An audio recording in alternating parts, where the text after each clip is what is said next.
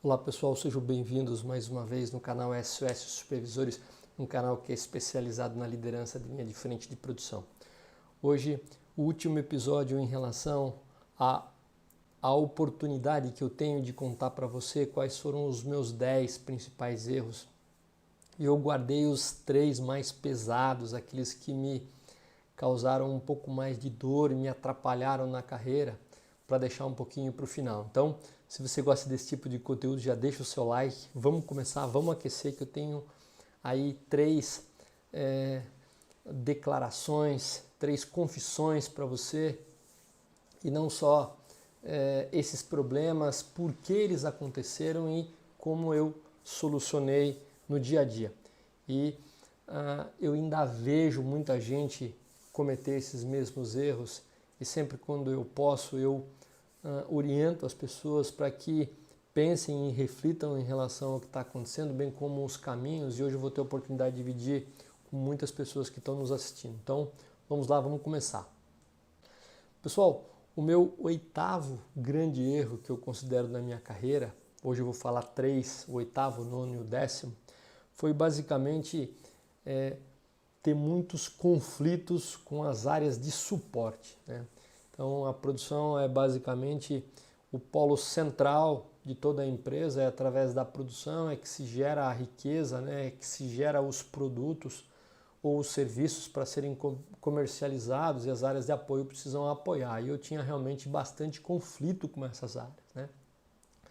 A qual eu não recomendo que você tenha, né? A gente vai aprendendo isso ao longo do tempo. E eu vou explicar para vocês realmente o porquê que ocorriam esses conflitos. Eu tenho certeza que você vai se identificar na hora que eu começar a falar. Então vamos lá, pessoal. Meu 8º erro era em relação aos conflitos que eu tinha em relação às áreas de suporte. E por que que esses conflitos aconteciam? Então vamos lá. Primeiramente, senso de urgência é diferente. Então, para nós da produção que vivemos a pressão de bater as metas diariamente, a cada hora, é natural, não deveria ser, mas é natural, isso varia de empresa para empresa, que as áreas de apoio têm um senso de urgência diferente do nosso da produção. E quando esse senso de urgência ele é muito diferente entre o supervisor da produção e o supervisor das outras áreas de apoio, é comum que realmente o conflito aconteça, né? Você quer que todas as áreas de suporte deem a máxima atenção, com a máxima velocidade, e nem sempre isso acontece. Então isso causa realmente uma frustração muito grande, e é um momento onde eu tinha bastante conflito com os meus colegas supervisores de outras áreas. O segundo porquê em relação a esse 8º erro, né, que eram os conflitos com as áreas de suporte, é falta de suporte em horário extraordinário. Então tem algumas funções, não todas, mas tem algumas funções que trabalham das 8 às 17h15, às 17h20, dependendo aí daquele horário a mais que as empresas compensam para fazer ponte de feriado, mas depois das 5h15 da tarde ficava muito difícil para mim ter o suporte das áreas de apoio. E o telefone da produção ele não para, né? É de madrugada, é à noite, é final de semana, a fábrica muitas vezes tocando 3 turnos, sem parar, muitas entregas. Então o telefone da gente começa a tocar no meio da madrugada e você muitas vezes, ou o supervisor da própria fábrica ligando para as áreas de suporte, te liga dizendo que o pessoal não está atendendo, não está conseguindo fazer contato. Então realmente falta de suporte fora do horário normal de trabalho também me incomodava bastante, porque a fábrica não para, né? Então as áreas de suporte, eu queria que as áreas de suporte me dessem apoio extraordinário, inclusive quando eu necessitasse fora dos horários normais de trabalho. Então era um outro ponto de conflito. O terceiro porquê que me incomodava bastante é a ocorrência de alguns problemas repetitivos, né? Por exemplo, uma máquina crítica, uma máquina gargalo que começa a quebrar, que começa a falhar pelos mesmos problemas, né? Alguns problemas de falta de material, de matéria-prima ou falta de algum tipo de ferramental repetitivo, aquela coisa que faltou na semana passada, faltou há 3 dias atrás, faltou há 2 semanas atrás, aquela coisa realmente, aqueles problemas parando a produção, principalmente em operações críticas, me incomodava bastante também. Um outro porquê é busca de culpados na produção. Então, nós sabemos que 80% dos recursos de uma empresa estão na produção. Então, nós temos as máquinas sobre nossa responsabilidade, nós temos os operadores, nós temos o método, nós temos o ambiente de trabalho, nós temos um monte de coisa.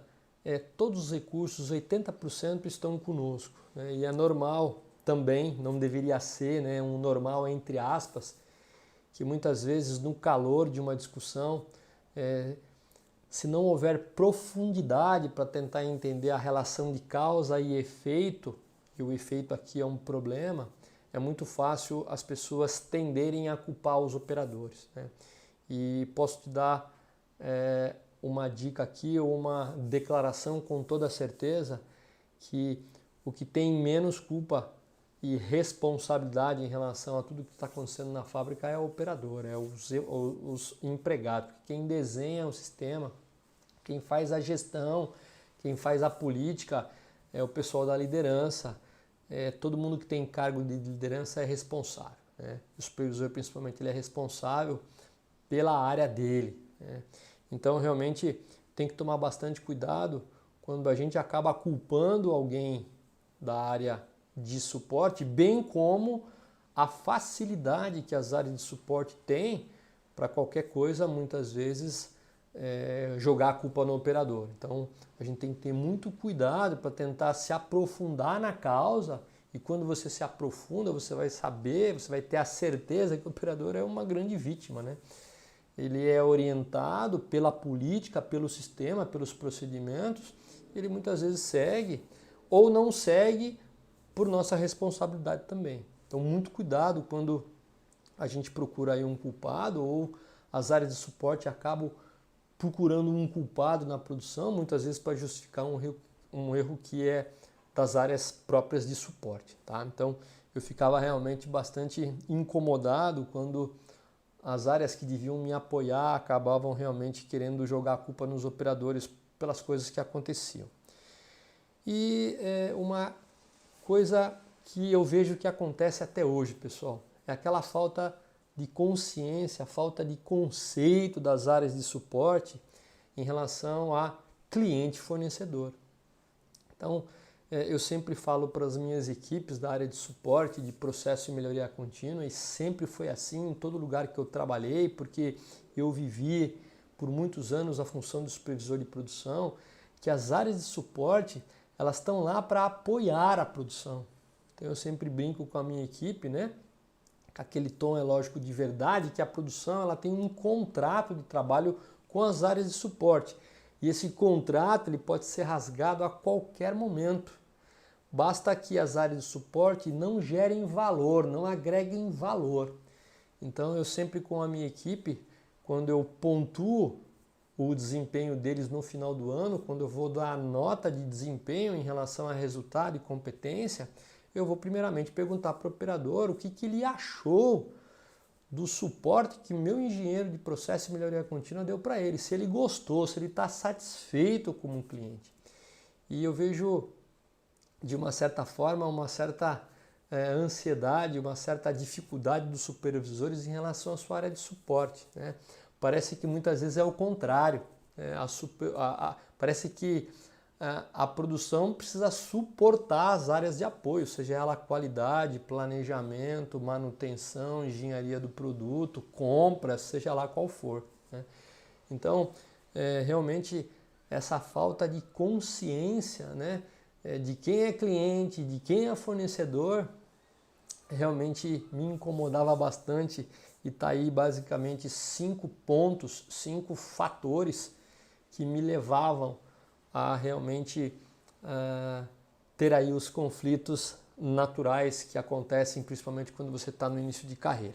Okay? Agora eu vou falar um pouquinho para você o que você pode fazer para resolver, bem como o que eu fiz para resolver esse problema. Então, qual é uma dica de solução em relação aí a conflitos com a área de suporte, pessoal? Pessoal, nós temos que entender, principalmente o pessoal da produção, que é a grande vedete de uma empresa, né? E todas as áreas de suporte têm que realmente apoiar, que um ponto importante que você precisa aprender é liderança, né? Eu tive a oportunidade de fazer vários treinamentos em relação à liderança, e quando você não tem essa consciência de que você é o líder e que você precisa agregar as áreas de suporte para te ajudar, você vai ter bastante dificuldade. Então, um dos cursos que eu fiz, eu relatei aqui alguns princípios da liderança que você, como líder da área, como supervisor, como coordenador, como monitor, como encarregado, precisa trabalhar em todos esses 5 pontos para que você agregue as pessoas que trabalham nas áreas de suporte para te ajudar. É tua função como líder puxar, né, exigir o apoio e a colaboração deles. E é possível, pessoal, é possível, desde que você exerça a sua liderança. Então, aqui tem 5 passos importantes, que são princípios básicos da liderança, que a gente vai discorrer aqui rapidamente para você. Então, o primeiro princípio básico de uma liderança em qualquer nível, desde o primeiro cargo de liderança na empresa até o CEO, até o presidente, é realmente foco, é concentração na situação, problema ou comportamento daquela pessoa, né, mas não na pessoa. Então, o foco da discussão, o foco daquela troca de informações é sobre aquela situação problemática que está sendo vivida, né? O problema ou o comportamento, mas tirar a pessoa de foco. Então, muito cuidado em relação a esse primeiro princípio da liderança. O segundo princípio é manter a autoconfiança e a autoestima dos outros. Pessoal, não adianta bater de frente, não adianta fazer crítica, né? Muito cuidado quando você critica as pessoas, né? A gente, para tentar resolver o problema, a gente precisa realmente manter a autoestima e a confiança das pessoas que estão te ajudando, né? Então existe aquele grande ditado que eu aprendi lá na década dos anos 80, é o seguinte, é eu contra o problema, né? Ou eu e você contra o problema. Não eu contra você por causa do problema. Então nós temos que se unir para resolver o problema. Então realmente manter a autoconfiança e a autoestima dos outros. Então muito cuidado quando você parte para achar culpados, quando você parte para fazer críticas. Precisa agregar para que a solução realmente saia. O terceiro ponto, pessoal, é manter o relacionamento construtivos com funcionários, colegas e gerentes. O interrelacionamento, o relacionamento que você tem com as pessoas da empresa, ele é muito importante.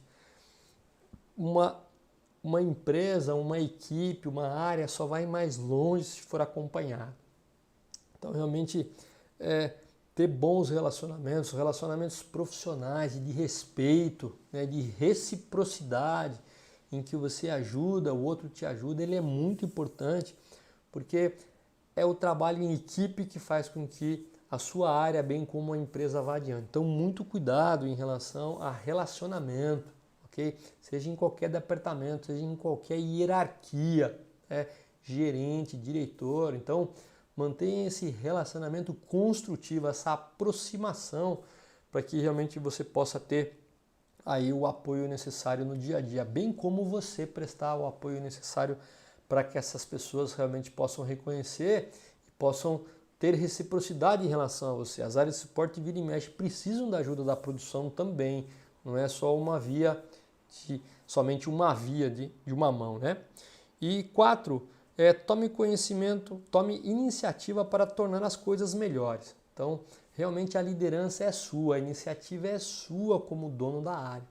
Então é importante que você tome iniciativa, que você lidere, que você puxe, que você agregue, que você realmente traga as pessoas para te ajudar, de preferência na tua área, porque lá é o teu ambiente de trabalho. E as pessoas têm que se acostumar com o suporte lá onde as coisas acontecem. Então, pessoal, tome realmente iniciativa, principalmente em relação aos problemas mais crônicos que acontecem e que precisam de ação imediata. O quinto ponto, e o mais forte, é liderar por exemplo. Então, fique atento em relação a uma coisa que eu vou comentar com você. As pessoas estão muito atentas ao que você faz, não simplesmente em o que você fala ou simplesmente a sua intenção. As pessoas estão atentas em o que você faz no dia a dia, o seu comportamento. Então, a partir do momento que você pisa na empresa, tem 20, 30, 15 pessoas te observando a todo momento. Então, muito cuidado com o exemplo, né? O exemplo, ele realmente faz com que as pessoas possam entender se o seu discurso está alinhado com as suas ações, tá? Então, muito cuidado e sempre lidere dando esse exemplo, porque aí você vai ter realmente uma equipe confiante no teu trabalho. Então aqui, pessoal, são as dicas que eu te dou para que você possa realmente, com bastante liderança, conduzir aí os trabalhos que você precisa em relação às áreas de suporte.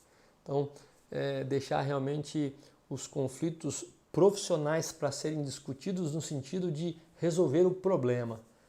Então, tentar chegar realmente no consenso em relação ao problema que está acontecendo, um consenso em relação ao direcionamento da solução do problema, mas usar de liderança para que realmente esses 5 princípios básicos da liderança estejam ativos para que você possa ter resultado. Tá? Então, fica aí a dica aí para o 8º erro que eu comentei e que foram prejudiciais para mim. Realmente tive problemas de relacionamento e só depois desses cursos de liderança a gente vai abrindo um pouco a cabeça. Vamos então para o 9º grande erro. Então, esse 9º erro também me prejudicou bastante e é bacana estar contando isso para que você realmente não caia nele.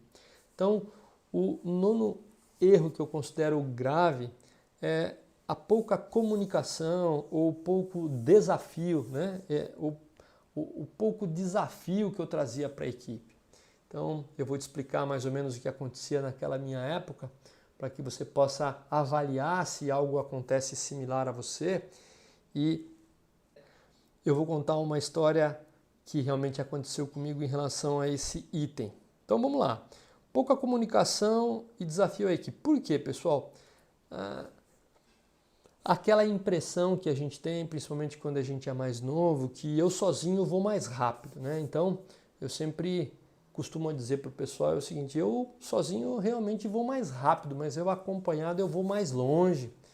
Então, em relação aos problemas que eu tinha para resolver, em vez de eu partilhar com a minha equipe, eu queria realmente eu focar e tentar resolver o mais rápido possível e ficava lá apanhando, ficava gastando um tempo enorme no chão da fábrica, principalmente aí em relação a alguns problemas de qualidade, porque eu não parava, não envolvia a equipe para tentar entender o que era da opinião deles o que estava acontecendo. Então, esse foi o primeiro ponto. O segundo porquê é aquela mentalidade que a gente tem, e até hoje eu ainda escuto muitas vezes a direção, a gerência falar da produção, é que as máquinas não podem parar. Não sei se você já ouviu falar, não, as nossas máquinas não podem parar. Pessoal, muito cuidado em relação a isso, né? Você sim não pode deixar parar nenhum segundo sequer a sua operação que é restrição, a sua operação que é gargalo, porque ela é que dita o desempenho do sistema. Mas geralmente existe uma operação restrição no fluxo de valor. Então todas as outras 90% você pode parar, desde que essa operação que você parou não deixe faltar peça para a sua operação restrição. Então, cuidado em relação ao que você escuta, porque às vezes é realmente necessário você parar, mesmo que seja operação gargalo, você pode estar colocando uma outra pessoa, enquanto você conversa com aquela pessoa que pertence àquela operação gargalo, para que ela não pare, mas o recado precisa ser dito aos operadores, né? A divisão de responsabilidade, a divisão de uma meta, a divisão de tentar achar a solução de um problema tem que ser dividida pelos operadores. Então, muito cuidado quando você ouve essa mazela que as máquinas e os operadores não podem parar. Muito cuidado, pessoal. O terceiro ponto é que, não sei se você já ouviu falar, mas na minha época a gente ouvia falar muito, né, e crescia, né, com essa crença que os operadores são resistentes à mudança, né? Eu posso afirmar para você que os operadores são o que menos são resistentes à mudança.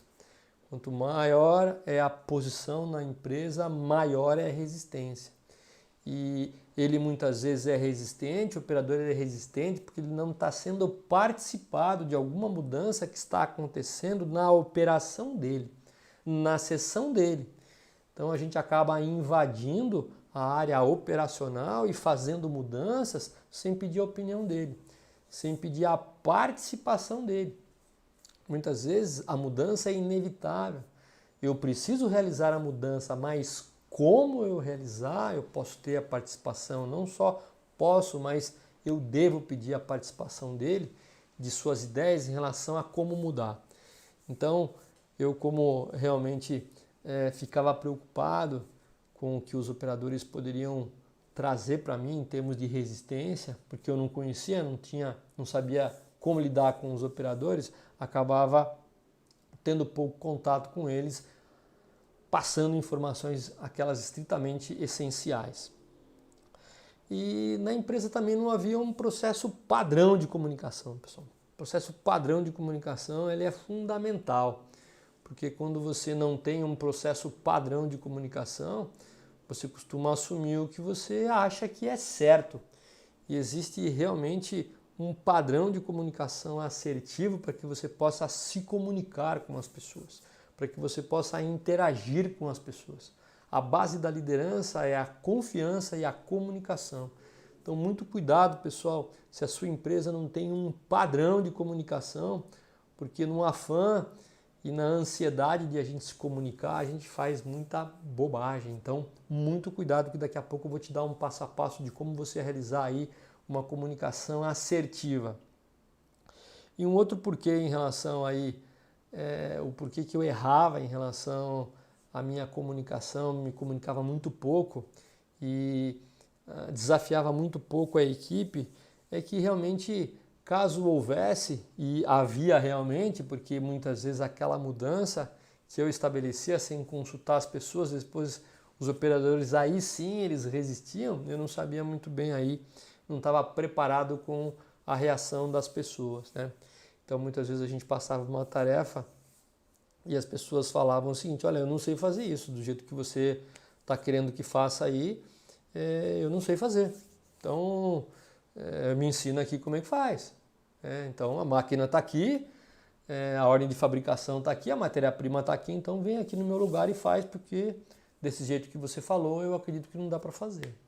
Então olha só que situação que acontece muitas vezes, isso aconteceu comigo pelo menos umas 3 reuniões, na qual no momento em que eu estava comunicando uma mudança para a equipe, uma das pessoas, um dos operadores, né, ressentidos porque eu não tinha envolvido ele no processo de mudança desde o início, estava basicamente startando a mudança, levantou e falou: olha, eu não consigo fazer, e nem os meus colegas aqui, e você vê o que você vai fazer, porque desse jeito a gente vai parar a produção. Então é muito desagradável você, pela falta de conhecimento em gestão de mudança, você se deparar com uma situação dessa.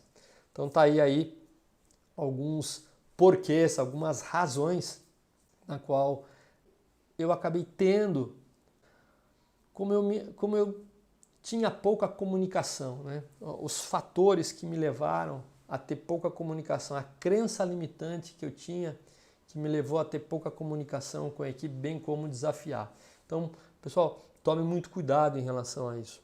As pessoas gostam de ser desafiadas, a comunicação é a base da liderança, precisa ser assertiva. Então agora eu vou contar alguma coisa para você, como você pode se comunicar melhor e como você pode desafiar a equipe. Então vamos lá. A dica de solução em relação a pouca comunicação e pouco desafio à equipe, eu contei um pouco no episódio 23. Então se você for na playlist do episódio SOS Supervisores 23, você vai ver em detalhes, com exemplo, qual é o processo de comunicação estruturado que você pode fazer, principalmente quando você for realizar uma mudança. ou se você tiver que fazer algum outro tipo de alteração no processo produtivo para que você realmente envolva as pessoas. Então, nesse episódio eu conto um pouquinho e eu vou ler para você a essência do que um processo de comunicação ele é capaz dentro do processo de liderança. Preste bem atenção. Como um gerente ou supervisor, muito de sua competência é mensurada por sua habilidade de falar com clareza e convicção. Tá? Eu acho que não temos dúvida em relação a isso. Espera-se que homens e mulheres em posição de liderança sejam extremamente competentes ao apresentar ideias, dar orientações e explicar procedimentos. Então, se você tem uma posição de liderança e está me escutando, pessoal, nós precisamos ser muito competentes quando a gente apresenta ideias, quando a gente dá orientações e quando a gente explica procedimento. Então, essa habilidade de se comunicar com as pessoas, ela é importantíssima. Na realidade, essa qualidade, ou seja, ser um comunicador eficiente, é normalmente citada como essencial em qualquer definição de líder. Então, pessoal, depois da confiança, depois da credibilidade que o gestor precisa ter, é a base de tudo, é a credibilidade, é a sua habilidade de se comunicar com a equipe. Tá? Então, estude o episódio 23, ele te dá dicas assim importantes, inclusive um passo a passo para que você pratique no dia a dia, mas depois da credibilidade, a habilidade de comunicação, ela é fundamental. Um supervisor não vai muito longe, ele não tem muito resultado, ele não consegue ser promovido se realmente ele não tiver habilidade em comunicação. Então vamos lá, vamos dar continuidade às dicas de solução aí para problemas de baixa, de pouca comunicação e pouco desafio à equipe. Vamos lá, pessoal, lá no episódio 23, então, tem essas ações práticas para uma comunicação eficiente. Então, quando você utiliza, quando você quer comunicar uma mensagem, quando você quer comunicar uma tarefa, quando você quer realizar mudanças, então você realmente vai ter que aplicar esses passos que eu vou te ensinar agora, ou que vou reforçar para quem viu lá o episódio 23, e ele é usado nessas situações. Então, o primeiro passo é estabelecer o objetivo da mensagem, né? Qual é o objetivo? Qual é o propósito? O que você pretende realmente, aonde você pretende realmente chegar com aquela mensagem, com aquela tarefa ou com aquela mudança, né? E quais são as razões, né? Quais são os porquês que você quer realizar essa mudança? Quais são os porquês que você quer realmente passar aquela mensagem ou passar aquela tarefa para a equipe? O terceiro ponto é clarificar, é dar detalhes em relação àquele objetivo, né? Muitas vezes detalhar aquelas razões, dar exemplos, né? Então é clarificar, né? Trazer mais detalhes em relação àquilo que precisa ser feito pela equipe. Quarto, uma vez que você realmente comunicou o objetivo, trouxe clareza, explicou as razões, o quarto e poderoso passo é você ficar atento e observando a reação da equipe, para que você possa perceber aquelas pessoas que talvez ficaram mais preocupadas, né? Ficaram mais à vontade, ficaram mais tensas em relação àquela mudança. Muitas vezes elas estão imaginando algumas coisas em relação àquela mudança que você não observou ainda. Então muitas vezes a gente fica preocupados ou aborrecidos com alguém que a princípio parece estar um pouco reativo, mas ele pode te trazer informações preciosíssimas de algo em relação à mudança que você não enxergou. Mas ele, como pessoa que lida com aquela tarefa dia a dia, ele realmente está preparado para enxergar coisas que muitas vezes a gente na liderança não enxerga. Então realmente observar aquelas reações, né? Quinto é lidar com aquelas reações. Então se você está passando uma comunicação em grupo e você percebe que tem alguma pessoa que saiu com uma fisionomia um pouco mais preocupada, não está muito à vontade, você pode depois da reunião chamar essa pessoa e conversar com ela a respeito do que ela está sentindo, né? Tentar entender do ponto de vista dela por que ela está preocupada, né? ela externar, ela ter realmente a possibilidade de falar com você e você realmente escutá-la com empatia, porque isso pode ser realmente benéfico num processo de mudança e a pessoa vai se sentir valorizada também. Sexto ponto é resumir e revisar os principais pontos que você acordou para que as pessoas realmente saibam das principais ações em relação àquela mudança ou àquela tarefa ou àquela mensagem. Então aqui está 6 passos importantes que você pode e deve utilizar como um processo padrão de comunicação assertivo. Então isso nós aprendemos em alguns cursos de liderança, mas na minha época a gente não tinha, então a gente não sabia como lidar com essas situações. Então muito cuidado, pessoal, e principalmente fique atento em relação a esse passo número 4, que é observar as reações, né? A partir do momento que você clarificou o objetivo, deu clareza em relação a onde a equipe precisa chegar, é normal que emocionalmente algumas pessoas fiquem um pouco mais preocupadas, mais tensas em relação a outra. E é dever seu como supervisor, como coordenador, como líder de linha de frente, chamar as pessoas e conversar para que elas possam realmente soltar, ficar à vontade e você tirar proveito em relação a isso. Pessoal, o meu 10º e último erro, e para mim foi o mais importante porque eu acabei perdendo algumas promoções por causa dele. Tá? Então, eu conto na minha história que eu fui supervisor de produção muito rápido, com um ano e meio eu já era supervisor. Mas de supervisor de produção até gerente de produção, até gerente de melhoria contínua, gerente de excelência operacional, eu demorei muito tempo. E eu demorei muito tempo principalmente por causa desse 10º erro que eu vou revelar para você. E enquanto eu via alguns colegas que na minha intuição eram menos preparados que eu, tecnicamente, eu ficava empacado, né? E o meu 10º erro, que me custou muitos e muitos anos até eu entender isso, mudar o meu comportamento e aí sim conseguir ser promovido para gerente, foi realmente aí o medo de enfrentar desafios desafiadores. Então, o que são desafios desafiadores, pessoal? É o medo que a gente tem muitas vezes quando a gente recebe um desafio, quando a gente recebe uma meta que alguém muitas vezes deposita na gente e a gente, por falta de confiança e por medo, a gente não consegue ir adiante, né? E isso é normal que aconteçam em alguns momentos, mas o medo é feito para causar uma reflexão, mas ele não pode paralisar você. E eu me lembro até hoje, eu vou revelar para você,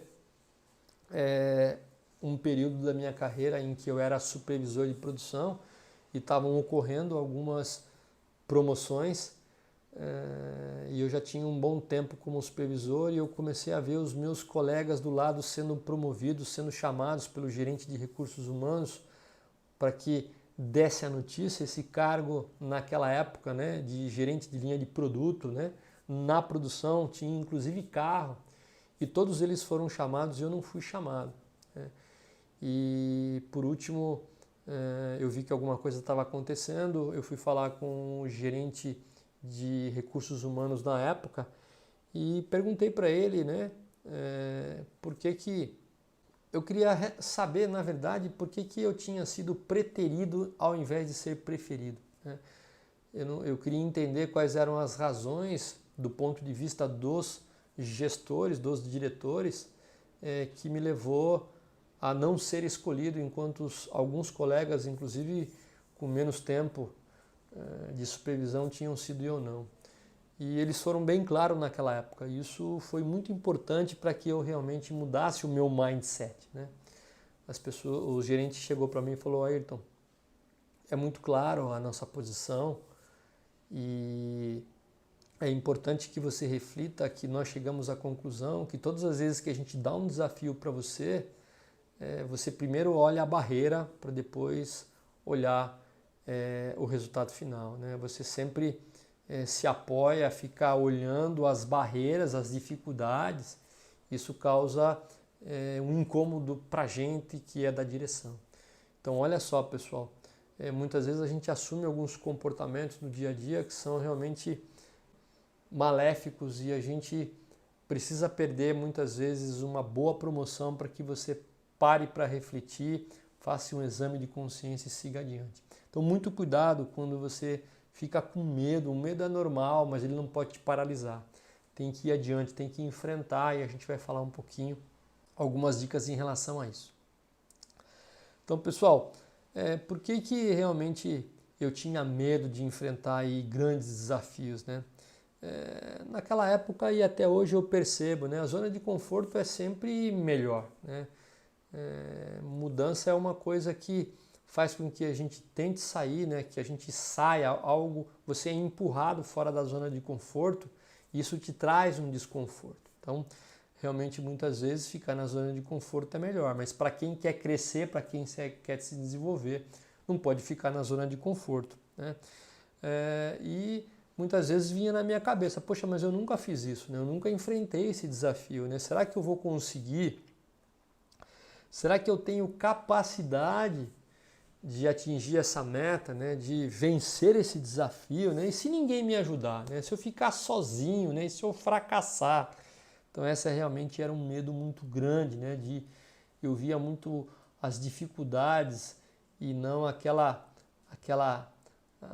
glória de você atingir um objetivo em equipe, né? E muitas vezes eu pensava também o seguinte, poxa, mas tem coisas que não estão no meu controle, né? Eu já pensava naquelas coisas que não estavam no meu controle, que estavam no controle de outras pessoas e iam interferir no meu resultado final, né? É aquela coisa que você acha que o problema está no outro, não está em você. Então realmente traz um medo, uma insegurança, e todo mundo percebe, só não percebe a gente que está tendo esse comportamento inadequado.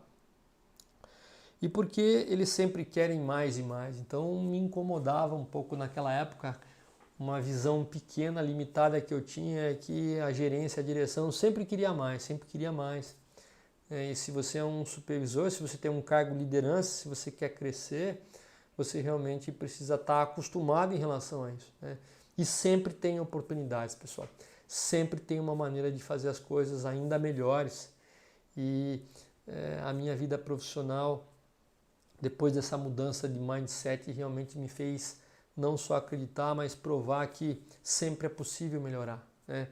A perfeição é algo que não existe, já dizia Tele Santana, mas chegar perto dela é realmente possível. Então aqui estão os porquês, e agora eu vou te falar um pouquinho sobre o que você pode fazer aí para vencer o medo. Então, uma coisa que me tocou bastante nessa época, logo depois que eu recebi esse feedback do gerente de recursos humanos, que eu acabei de revelar para você, que foi um choque para mim, mas foi realmente uma virada de chave no meu mindset, na minha maneira de pensar. Eu lembro que na época eu li um livro muito interessante chamado Super Dicas para se tornar um verdadeiro líder, do Paulo Gaudensi. Eu tive o prazer de conhecer o Paulo Gaudensi, que foi um psiquiatra e treinador de liderança de equipe dentro da empresa. E nesse livro, que são 50 dicas para se tornar um verdadeiro livro, a dica número 7 é: tenha coragem de tentar. Então, eu peço que você realmente me escute, porque é realmente transformador esse modo de enxergar essas coisas e vai tocar você da mesma forma que me tocou. Então vamos lá, pessoal. O que o Paulo Gaudensi ele fala em relação à coragem? Preste bem atenção. A primeira característica emocional do líder é a coragem, necessária sobretudo no processo decisório. O ser humano, como qualquer outro animal, sente medo diante de um perigo. Como acontece com todos os outros animais, diante do perigo, seu corpo vai se preparar para uma reação de luta ou de fuga. Se for caçador, ele luta. Se for caça, ele foge. Mas no primeiro momento, fica paralisado, e esta é a função do medo: paralisar, para provocar reflexão. Paralisar, para causar reflexão. Quem vai mobilizá-lo depois é a agressividade. Para onde? Estando paralisado, você vai medir o tamanho do problema e compará-lo à intensidade de suas forças. Se o problema for grande, mas você achar que suas forças são suficientes para combatê-lo, E mesmo tendo medo em enfrentá-lo, isso se chama coragem. Se diante da mesma situação você fugir, chama-se covardia.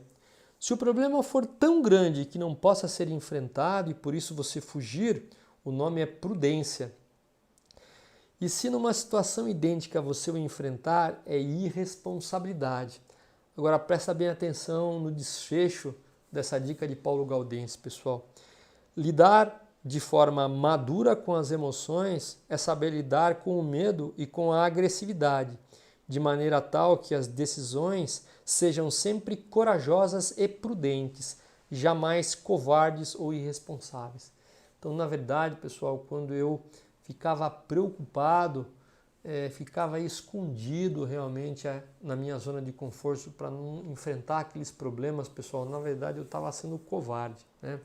Então, está aqui um exemplo para você que nós, no nosso dia a dia, precisamos realmente sempre estar lidando com as situações desafiadoras na nossa área, realmente com bastante coragem e com prudência, né?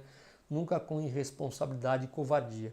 Então tá aí uma dica importante que eu dou para você, tá? Coragem. E aí algumas dicas de solução, pessoal. Realmente coragem, né? Meça realmente o tamanho do desafio com as suas forças. É lógico que se for um desafio realmente imenso, que você não consiga enfrentar, então prudência, de qualquer forma, nunca com responsabilidade, né? Mas se te causa medo o desafio, mas mesmo assim você acredita que mesmo com dificuldade, mesmo com aí um certo trabalho duro, você possa atingir, confie e vá adiante, pessoal. Realmente tenha coragem, que pode fazer toda a diferença, porque a grande maioria foge dos desafios. E é na hora que você precisa puxar esse desafio, mostrar que você é capaz, que você quer realmente enfrentar o problema, e eu tenho certeza que você vai ser muito admirado por essa atitude, tá? O segundo ponto, pessoal, a segunda dica de solução, depois da coragem, é a autoconfiança. A gente precisa estar confiante em que a gente é capaz, a gente tem que estar autoconfiante que nós somos capazes de liderar uma equipe para nos ajudar. A gente nunca sabe a solução do problema, mas desde que você lidere uma equipe multifuncional com área de suporte, você vai encontrar a solução. Então, autoconfiança realmente e coragem para que você siga sem medo enfrentando os desafios. E uma coisa que eu vou te dar uma dica importante, pessoal. Você deve focar nas ações que estão no seu controle. Não fique preocupado em relação às ações que não estão no seu controle. E digo mais, de 70% a 80% em relação a um desafio estão no seu controle. Não se esqueça que você tem 90% dos recursos sobre a sua responsabilidade. E, eventualmente, através da sua liderança, se você precisar de algum apoio e travar em relação às áreas de suporte, depois que você tentou 2, 3 vezes, procura o teu chefe que ele está lá para te ajudar. Ele é o cara que tem que dar suporte a você se você já tentou 2, 3 vezes. Mas principalmente foque, dê atenção em relação às ações que estão ao seu controle. Porque realmente muitas vezes a gente acha que o problema está no vizinho, mas está debaixo da nossa alçada. Então, muito cuidado e atenção e foco em relação a onde você tem controle.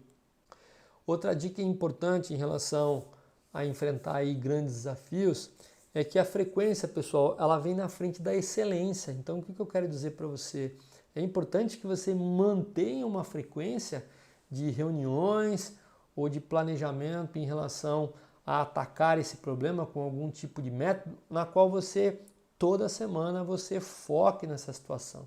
E no início é normal.